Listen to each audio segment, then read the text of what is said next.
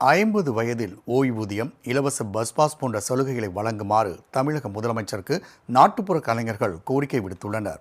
ஈரோடு மாவட்டம் நஞ்சை ஊத்துக்குழியில் நாட்டுப்புற கலைஞர்கள் நலசங்கத்தின் மாவட்ட கலை விழா மற்றும் மாநாடு நடைபெற்றது.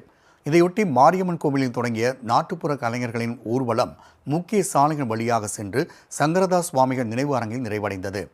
இதில் தெருக்கூத்து, கரகாட்டம், கோலாட்டம், ஒயிலாட்டம், மயிலாட்டம் உள்ளிட்ட கலைஞர்களும் முருகன், பத்திரகாளி, முனியப்பன் போன்ற சாமிகள் வேடமடைந்த கலைஞர்களும் கலந்து கொண்டனர். இந்த ஊர்வலத்தை சாலை இருபுறம் திரண்டிருந்த ஏராளமான பொதுமக்கள் ஆர்வத்துடன் கண்டுகளித்தனர்.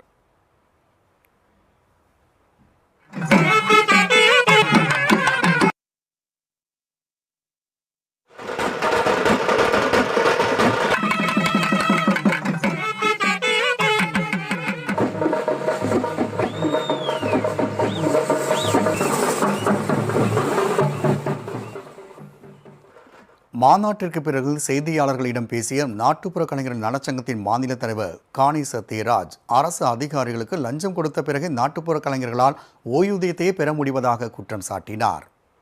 இலவச பஸ் பாஸ் கேட்டோம், எங்களுக்கு அரை கட்டணத்தில் வழங்கியதற்கு நன்றியை தெரிவித்துக் கொள்கிறோம். அதை முழுமையாக கேட்டுக் கொள்கிறோம்.